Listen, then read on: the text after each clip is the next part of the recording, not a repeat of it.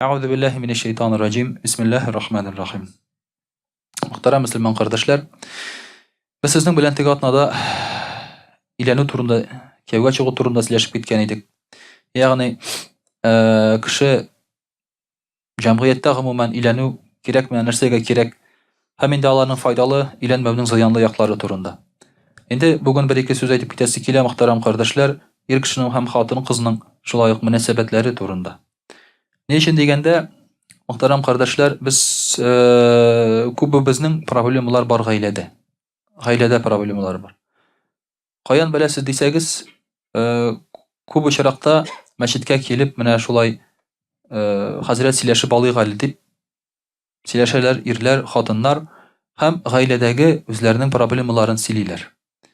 Kubu şiraqta bu problemalar er kishining ham xotin qizning o'zlari nechik tuturga ekenin bilmewdan kelib chiqa. Onda tegi xarakter meselesi de tugul ol, akşa meselesi de tugul, o'zlarini nechik tuturga bilmeylar gailede. Ham ko'p uchraqda bu problemalarni hal etirga bo'la. Agarda diris o'zingni tutsang, ilming bo'lsa, din bilan ishlasang, bu problemalarni hal etirga bo'la. Mana shunga ko'ra muhtaram qardoshlar, shular turunda inshaalloh taala endi biz azrak silashib ketigali bugun. Endi payg'ambarimiz sollallohu alayhi va sallam ayta, xotin qiz turunda. إذا صلت المرأة خمسها وصامت شهرها وحفظت فرجها وأطاعت زوجها دخلت جنة ربها. Xotin qiz de muhtaram kardeşler, gailede xotin qizning 4 vazifasi var. Birinchisi 5 vaqt namoz o'qu. Ko'p kishi so'raydi endi, xotin saylagan vaqtda, xotin algan vaqtda mana de nindira xotin qiz olarga tegisi minsa namoz o'qitirgan xotin olarga kerak. Shundan qararga kerak. Umuman olganda xotin qizning saylaw ul tege bir shunday falsafiy masala deb aytganda. Kimdir bulay saylay, kimdir bulay saylay. Ammo yaxshi xotinning sifatlari deb payg'ambar sollallohu alayhi vasallam aytdi, 5 vaqt namoz o'qiy. Namoz o'qisa, demak аңар endi din bilan ta'sir etarga bo'la. Vaga silerga bo'la, Alloh taolo bilan shulay bit qo'rqitirga yoki quvontirga bo'la. Va hamdaki ikkinchisi uroza tutsa. Ya'ni endi uroza, farz urozasi. 5 vaqt namoz o'qisa, farz urozasi tutsa, manda hali tegi ortiq bir turunda so'z bormi? Üçüncüsü de muhterem kardeşler, o'zini saqlasa, ya'ni zina qilmasa. Yerine xiyonat etmey şulay yo'q. Mana bunda şulay yo'q sırılar kevga algan vaqtda qizlardan qizning qiz bo'luvimi, bo'lmavi bek muhim. Hazır endi anga bek ixtibor etmeyler. Ammo sen qiz kishiga so'rov berib qaraysan, masalan, sen qizmi? Ul aytadi, yo'q dey. İkinci so'rov, kiyevda bo'ldingmi? Yo'q dey. Shu qachi qiz. Shulay bit. Nechigina ul kiyevda bo'lmagan, o'zi qiz tugul. O zina qilgan degan so'z bit endi. Hozir bizning jamg'iyatda albatta tegi chista saf qizlarni tabirga avur, men bir so'z aytmayman. Men bir so'z aytmayman. Ammo menda o'ylanirga kerak. Nishlab ul o'zining namusin, poklig'in saqlamagan. Nishlab shulay bit kimgadir Allohning amriga qarshi kelib zina qilgan kim bilandir. Bu bek shunday muhtaram kardeşler, bu ciddi mesele. Bu meseleni qaşında bolsa bir o'zgartirga kerak. To'xtatirga kerak bu halni. Qizlarning shulay bit qiz bo'lmagan kelish kevga chiqularin. Qaşında bolsa buni kimda bolsa to'xtatirga tegish. Ham kevda bo'lgan xotin qizda albatta saqlarga tegish o'zining namusin zina qilarga tegish tugul shulay bit. Dördüncüsü va ata'at zawjaha. Agar erining so'zini tinglasa-di, Payg'ambar sollallohu alayhi vasallam aytdi, u xotin qiz jannatga kiradi. U xotin qiz jannatga kiradi. Mana erlar ham xotinlar kelib zarlangan vaqtda xotin qiz eridan zarlanaydi, eri xotinidan zarlana shulay bit. Menga qarayimda mana shu vazifalarni o'taymi xotin qiz. Shu barmi anda? Agar shu 4 bir bo'lsa, er kishi odatda rizo bo'la. Rizo bo'la, chunki dini de var. Senga xiyonat etmey, so'zingni tinglay. Demek er kishi odatda rizo bo'la muhtaram kardeşler. Shunga ko'ra da xotin qizlarga shu sifatlarni bilib saqlarga kerak. Shulay muhtaram kardeşler, xotin qiz agar da endi erining иренә ярыйсы килсә, ризалыгын аласы килсә, аның рөхсәтеннән башка өйдән әйбер алып чыгарга яки кемгәдер бирергә тиеш түгел. Менә бу да гаиләдә проблема чыгара. Мәсәлән, хатын-кыз акча биреп торса берәрсенә, яки күрше кереп сорап тора, кирәк биреп тора әле дип, биреп чыгара. Инструментны берәр, монда бит инде берни начар әйбер юк бер караганда. Начар әйбер юк, күрше сорап кергән, ул биреп чыгарган. Әмма ир кешегә бу ошамый. Ни өчен? Чөнки аның әмереннән башка, аның рөхсәтеннән башка өйдә әйбер эшләнгән. Бу үз чиратында ирне санга сукмау дигән сүз. Ирнең ачуы килә, аңа әйбер жәл түгел. Аңа әйбер, бу әйбер жәлләгәннән түгел бу аны санга сукмаудан килеп чыга бу. Шуңа күрә дә берәр нәрсә булса, әлбәттә ирдән рөхсәт сорарга кирәк. Берәр әйбер сорап торсалар, яки бирергә ниятләсә. Хәзер бу әйбер бик җиңел эшләнә. Элек ирнең кайтканын көтеп торырга кирәк була. Ирле кешеләр элек бер көнгә, 2 көнгә бер атнага чыгып китәргә мөмкин. Инде мөхтәрәм кардәшләр, хәзерге вакытта телефон бар. Шалтыратасың, шалтыратып булмаса язып җибәрәсең шулай бит. Рөхсәт сорарга хәзер җиңел бу очракта. Шулай ук мөхтәрәм кардәшләр, бар нәфил уразалары. Нәфил уразасын тоткан вакытта ир кеше рөхсәте белән тотырга тиеш хатын уразасын. Иреннән рөхсәт сорарга тиеш. Иртәгә нәфил уразасына керсәм ярыймы дип. Әгәр дә ире каршы була икән аның уразага керүенә, бу очракта аның уразасы кабул булмый. Пәйгамбәр саллаллаһу алейһи ва сәллям әйтә, әгәр ир кеше каршы була икән, хатынының уразага керүенә, аның уразасы кабул булмый ди. Савап булмый аңа. Менә шундый бик четерекле мәсьәлә бу. Бу җиңел әйбер түгел шулай бит. Хатын-кыз гыйбадәт кылган вакытта да иреннән рөхсәт сорый. Һәм өченче әйбер өйдән сорап чыгу. Бер кая барасы булса, иреннән ул рөхсәт сорап чыгарга тиеш. Мин монда киттем, монда дип, тегеләй булай дип түгел, яки ире өенә кайтып кергәндә хатынын өйдә күрмәскә, һаваның кая йөргәнен белмәскә тиеш түгел. Өйгә керде мәсәлән, хатын юк. Балалардан сорый, әниегез кая? Ул монда гына киткән иде. Күп ирләр моңа игътибар итми кайчагында, әмма бу хатын-кыз өчен гафу ителә торган әйбер түгел. Пәйгамбәр саллаллаһу алейһи ва сәллям әйтәгәр, хатын-кыз өеннән рөхсәтсез чыгып китсә, кайтып кергәнче фәрештәләр аңа ләгънәт укыйлар. Кайтып кергәнче өенә фәрештәләр аңа ләгънәт укыйлар. Бу хатын-кызның йөргән юлы уңмый, бәрәкәтле булмый барыбер. Хәтта мәчеткә барасы булса да. Әгәр дә инде ул хатын-кыз мәчеткә намазга йөрергә теләсә, бу аңа мәкрух.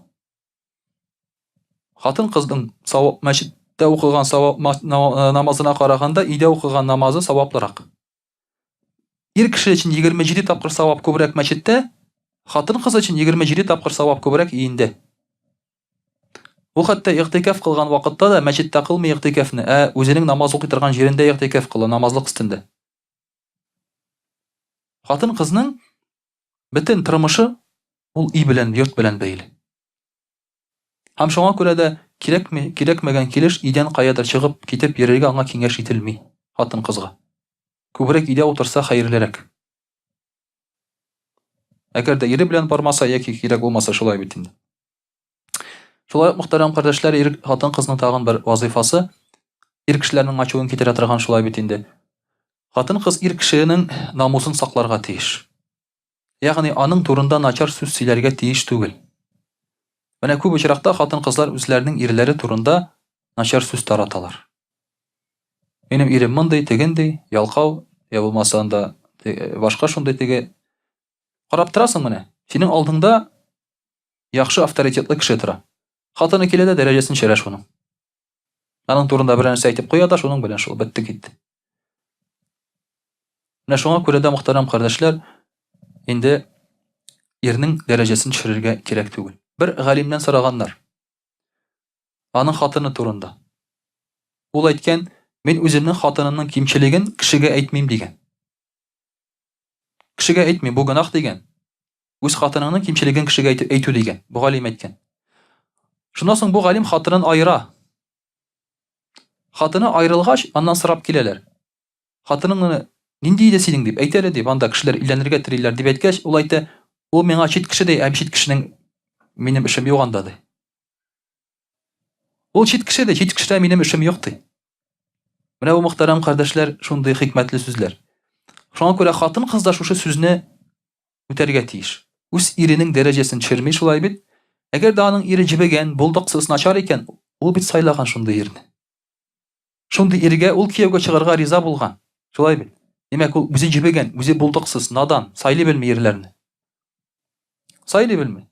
Шуңа күрә дә иренең дәрәҗәсен төшерү белән ул үзенең дәрәҗәсен төшерә. Әгәр дә инде ирдән аерылып киткән икән, ул вакытта ул аңа чит кешегә шулай ук нәрсәгә сөйләргә, чит кеше турында. Менә шуңа күрә дә мөхтәрәм кардәшләр, монда да шундый кагыйдәне сакларга кирәк. Һәм мөхтәрәм кардәшләр, шулай ук хатын-кызның бер матур сыйфаты ул артыгын сорамау. Булганга риза булырга тиеш, яхшы хатын. Чөнки ир кеше эшли, тырыша, таба шулай бит инде. Ул аны барбер өйгә алып кайта. Ул аны кая куйсын? Җыйган малын кая куйсын ул ир кеше? Барбер өйгә алып кайта, барбер хатынга багаларга китә ул. Әгәр дә хатын-кыз күбрәк сораса, риза булмаса, канәгать булмаса, менә бу очракта тавыш гауга чыга. Чөнки ир кеше бит инде булай да эшли. Ул бит теге кем эшли? Себер акча себерүче түгел бит ул. Урамга чыга да теге күбрәк себергән сайын күбрәк акча керми бит аңа.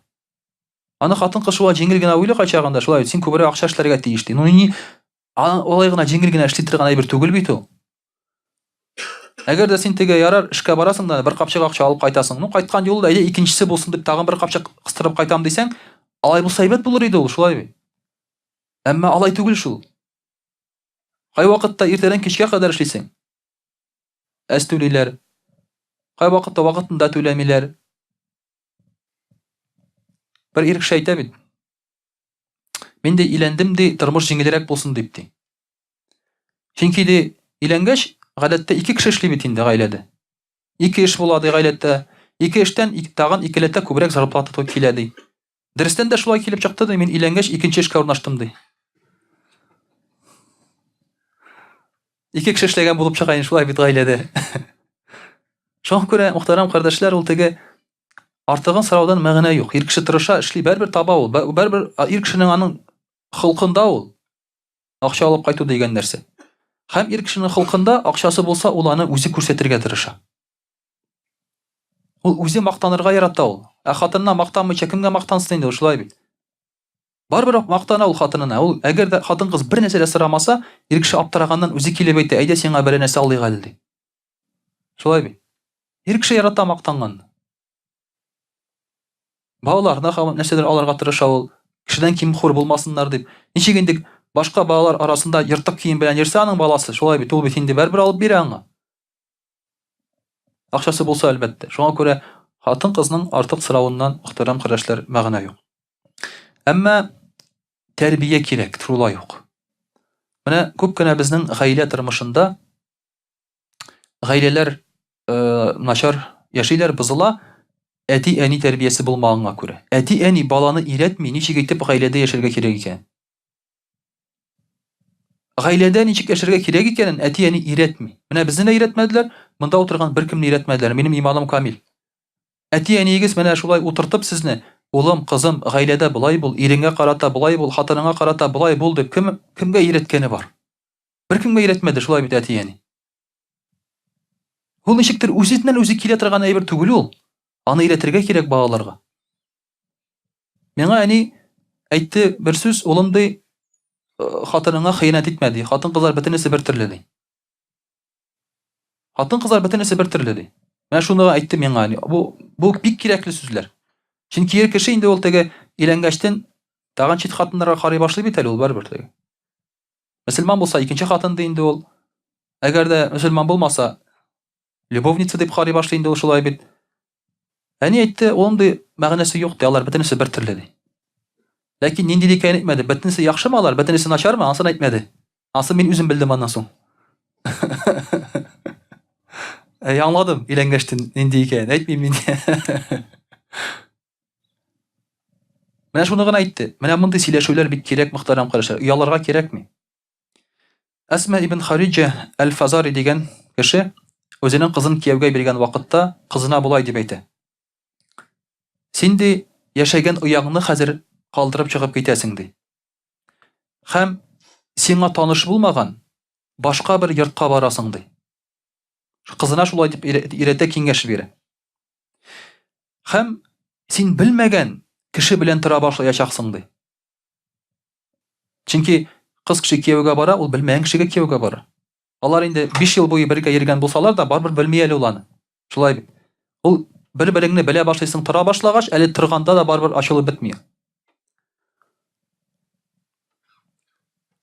Шуңа күрә ди, белеп тор кызым ди. Барган җириңдә ди, ирең өчен җир булды. Аның өчен җир булды. Ягъни түбән булды аның өчен ди. Тәкәбберләнмә ди. Бу шуны аңлата. Җир булды дигән сүз тәкәбберләнмә ди. Җир бул аның өчен ди. Ят ди. Шулай бит. Әгәр син җир булсаң, ул сиңа күк булыр ди, ул синең өчен ди. Ягъни сине истән саклаучы булып торыр ди. Әгәр син аңа җир була белсәң ди.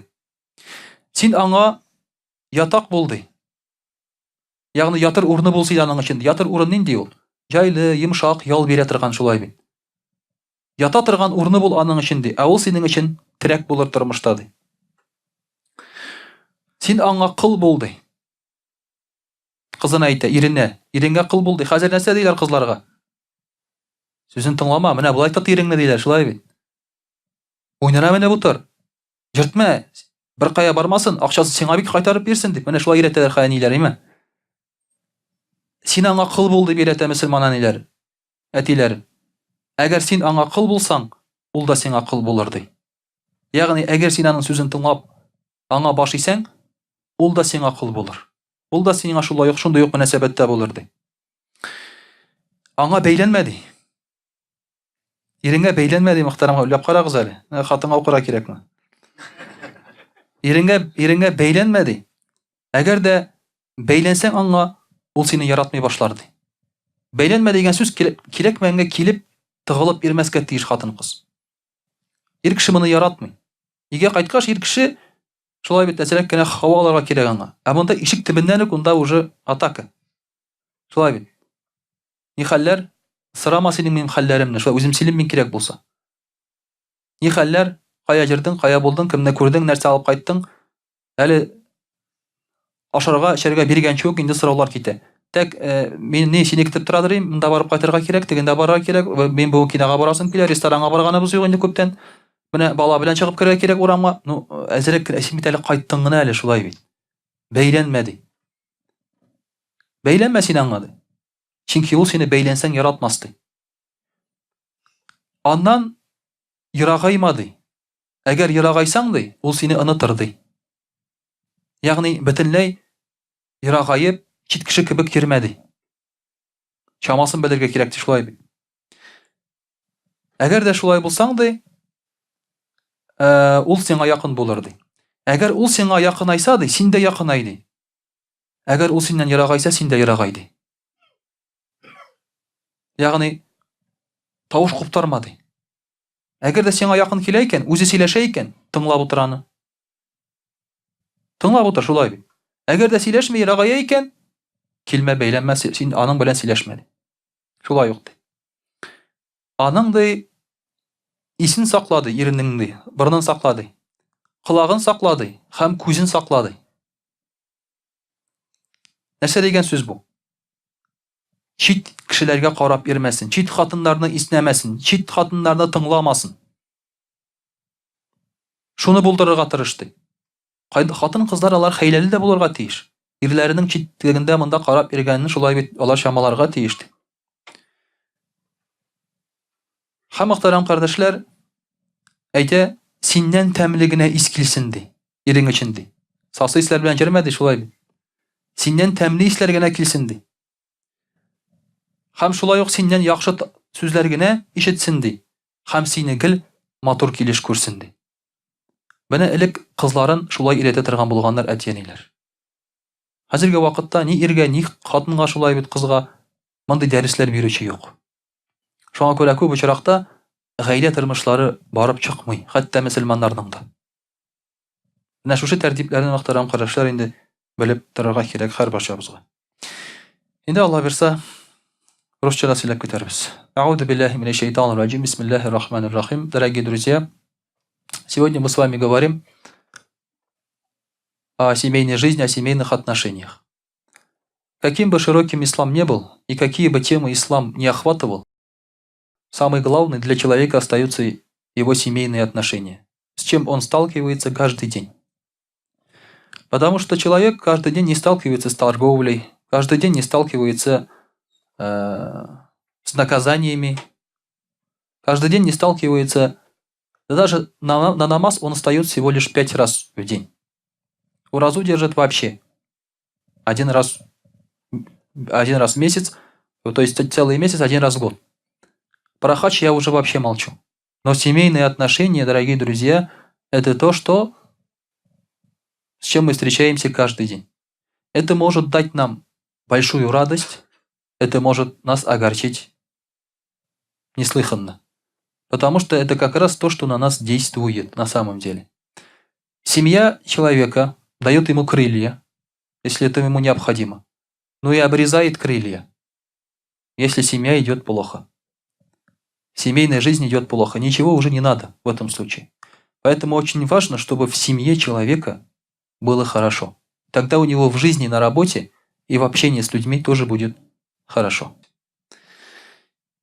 Дорогие друзья, семейные отношения тоже очень важны для нас. Когда ни государство, ни общество не пытается сохранить народ или язык, сейчас это тоже для татар очень актуально, он сохраняется в семье. Он сохраняется в семье. И язык, и культура, и национальность, и религия в том числе. Но как это сделать, если семья у тебя семьи не получается?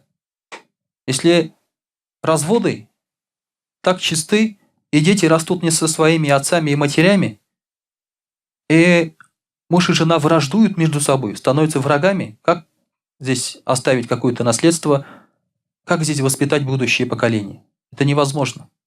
Это невозможно. Поэтому, дорогие друзья, пророк ﷺ и религия дает нам некоторые советы, чтобы была хорошая семья, хорошая семейная жизнь. На татарском языке мы поговорили, как должна вести себя женщина. Для кого надо, это можно перевести, но я думаю, многие поняли. Здесь сейчас немножко поговорим о другом. Пророк ﷺ говорит, когда создается семья, устраивайте свадьбу. Многие люди не устраивают тоже свадьбы. Совсем не устраивать свадьбу и устраивать ее слишком пышно – это две крайности. Мусульманин должен устроить все равно свадьбу, какой-то пир, пригласить гостей. Во-первых, это придает значение этому событию. Во-вторых, это дополнительная ответственность перед обществом, потому как ты же людей позвал, женился, красиво сидел, а через месяц развелся. Все равно тебе стыдно, да? Дополнительная ответственность появляется у тебя. А когда ты тайно женился, пришел с невестой там, да, быстренько в мечеть, 2 никаха, быстренько мечеть, на никах почитал и разбежались. Там можно развестись даже через неделю, никто об этом и не узнает. Правильно? Никто же не знал, что ты женился. Поэтому пророк ﷺ сказал, когда Абдуррахман ибн Ауфа увидел, что он женился, он сказал ему: «Барак Аллаху ляка, пусть Аллах даст тебе баракат, аулим валяу бишатин».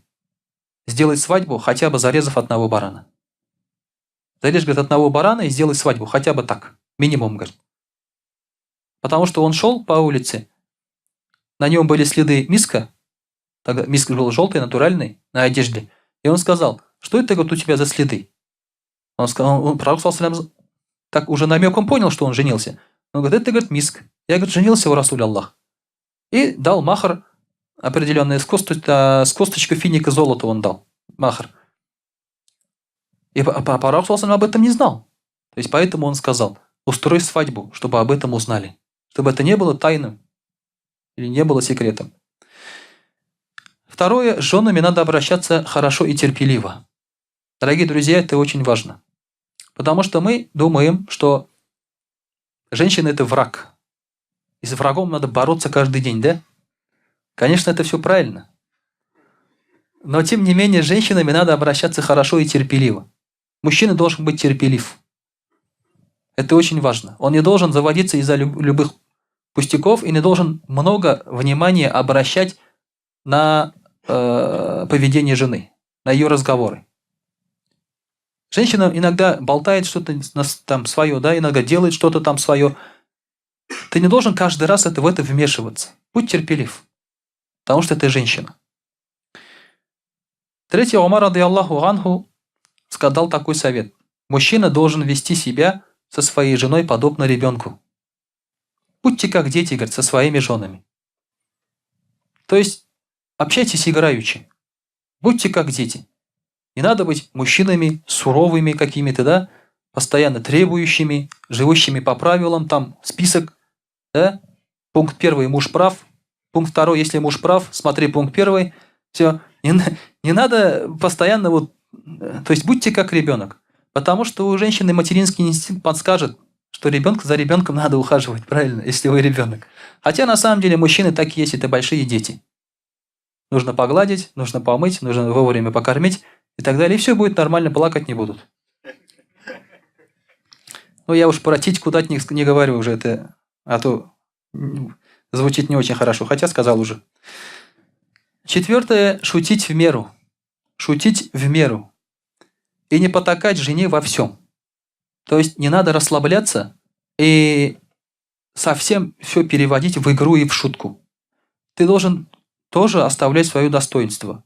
Где-то в меру ты пошутил, но вовремя ты должен уметь остановиться. Потому что, когда начинаешь шутить, женщина тебя начинает поддерживать, тоже шутит. Через некоторое время она может перейти уже к оскорблениям через шутку.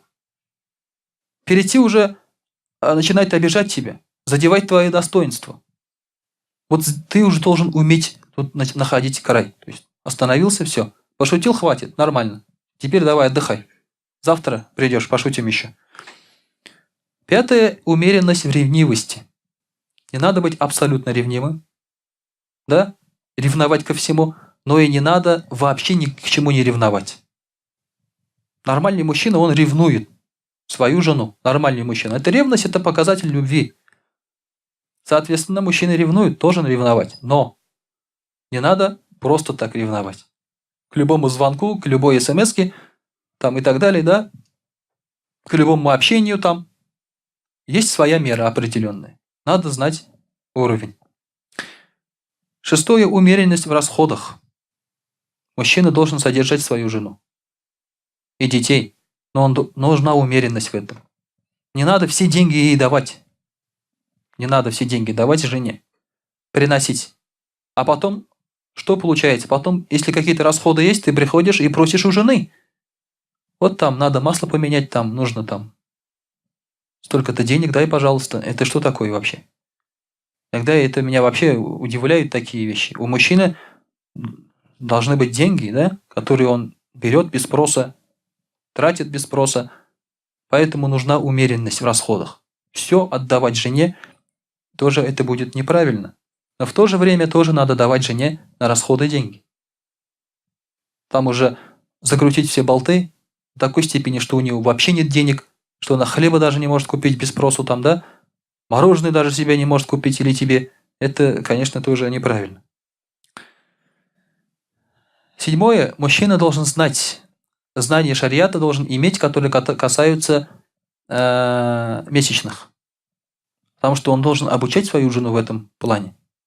Когда у нее начинаются месячные, какие выделения называются началом месячных, потому что бывают прозрачные, бывают коричневые, бывают красные. Это такая градация там, дорогие друзья, это не все так просто, понимаете? Что только не течет, это же от женщины, как говорится, да? Поэтому ты должен знать такие вещи. И когда заканчивается, какой самый минимальный срок месячных, какой самый максимальный срок, какое расстояние минимальное должно быть между месячными и так далее, и так далее. Потому что в это время ей нельзя читать намаз, трогать Коран и так далее. Ты сам не должен к ней приближаться в эти месяцы. Ну, не приближаться, имеется в виду в интимную связь входить. А остальное можно. Поэтому, если ты об этом не знаешь, ты должен спросить, учиться. Если у твоей жены есть вопросы, ты должен задавать, прийти там к ученому, хазрату там и так далее, и задавать эти вопросы. 8. Если у тебя несколько жен, ты должен быть справедлив по отношению к ним. До такой степени, что когда пророк, саллаллаху алейхи вассалям, болел и не мог вставать сам с постели, его переносили каждый день. Потому что там очередность была. Пророк, саллаллаху алейхи вассалям, сначала ночевал у одной жены, потом у второй, потом у третьей. И поэтому, когда он болел, его переносили. У кого сейчас очередь? К той жене. Больного человека. Оттуда переносили к другой, оттуда переносили к другой. Пока ему не стало совсем плохо, и все жены сказали: «О, Расуль Аллах, оставайся у Аиши, рады Аллаху анха». Мы, говорит, согласны. Если только не так, понимаете? А так ты должен уже, даже так, в таком состоянии, понимаете, оказывать справедливость. Что же касается и в расходах. 9.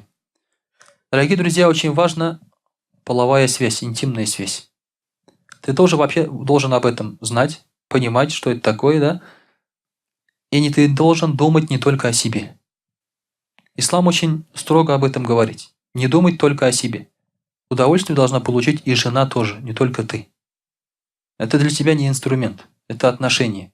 Даже пророк, саллаллаху алейхи ва саллям, говорил: не валитесь на жену, как бык. То есть пришли, повалили ее, дело сделали, все, ушли. То есть не так, говорят. Ученые говорят: приходите к ней, то есть к жене. Раньше приходили к жене, а сейчас уже там каждый день рядом с женой спишь. Это на самом деле ненормально, честно говоря. Поэтому, наверное, надоедает нам. Раньше приходили к жене, как гости приходили. Видите, как это романтично. Говорили, то есть ученые говорят: говорите с женой. Да? Потом сделайте так, чтобы она тоже удовольствие получила. И не уходите сразу. И не уходите сразу. То есть побудьте с ней еще немножко. Сказано в религиозных книгах. Вот до такой степени между мужем и женой такие должны быть чувственные отношения, а не просто какие-то там формальности. Да. 10. Это дети. Когда у тебя есть дети, ты должен, во-первых, их правильно воспитывать. И жена, и муж. Ну и, соответственно, расходы тоже. Ты должен понимать, что она есть на детей. Должен учить своих детей, дать им хорошие имена и так далее. Но это воспитание детей, у нас еще будет отдельный разговор. Ну и, конечно, если происходит развод, то ты должен ее правильно развести, свою жену. Каким образом? Ты должен развести ее не в месячные, а в чистые дни, чтобы она быстрее получила развод. Потому что если ты говоришь там слова развода во время месячных, то эти слова действительны. Но это время не считается. Начинается считаться только со следующих месячных. А это уже ты ущемляешь ее в праве, она дольше ждет развода, так скажем, получается. Поэтому в чистые дни должно происходить. Ты не должен с ней враждовать, становиться врагами, если на то пошло. У нас же прям врагами уже люди расходятся, правильно? Потом там не разговаривают годами, детей не дают, шантажируют друг друга. Это алименты не платят, детей не дают там, и получается одни проблемы только. Ну и, конечно, когда ты разводишь, достаточно дать один развод. Не надо сразу же 3 раза кричать. Многие у нас такие импульсивные, 3 раза кричат, потом сожалеют, а вернуть уже нельзя. Понимаете? Поэтому 1 раз дай, успокойся. Если можешь, потом вернуть. Если не хочешь вернуть, она все равно разведется. Это не проблема. Не надо, как говорится, уже здесь тоже критично относиться к таким вещам. Вот такие, дорогие друзья, есть правила для мужчин. Конечно, поподробнее можно об этом узнать, почитать. Я скажу, где какие источники, если кому-то надо. Но, дорогие друзья, если мы будем знать и соблюдать эти вещи, то у нас меньше будет проблем в наших семьях. Это очень важно. Сохранность семьи – это сохранность всего. В том числе и религии, в том числе и твоего будущего, в том числе и денег, дорогие друзья. Вы как мужчины, вы понимаете, разбираетесь в средствах. Если, например, вы женились, это все равно, что строить бизнес. Да? Бизнесмены, если среди вас есть. Когда строишь сначала, это очень сложно. когда бизнес начинает уже приносить доход, это удовольствие. И когда ты сам закрываешь этот бизнес, ты закрываешь себе доход. Когда ты отдаешь этот бизнес кому-то или делишь пополам, ты опять страдаешь. И заново, когда начинаешь, еще непонятно, удачливо ли будет или нет. Это еще вопрос. Поэтому семья – это то же самое. Когда ты расстался с женой, дом поделили или там, ей оставил, детям оставил, заново начинать жизнь, там, 40 лет, там, в 50 лет, это не так-то просто. Поэтому сохранность семьи – это сохранность, дорогие друзья, во всем. Во всем. В том числе и в нашем душевном состоянии. وأقول قولي هذا وأستغفر الله الغفار لي ولكم ولسائر جماعة المسلمين الحاضرين أجمعين إنه هو الغفور الرحيم الجواد الكريم وسميع الدعاء.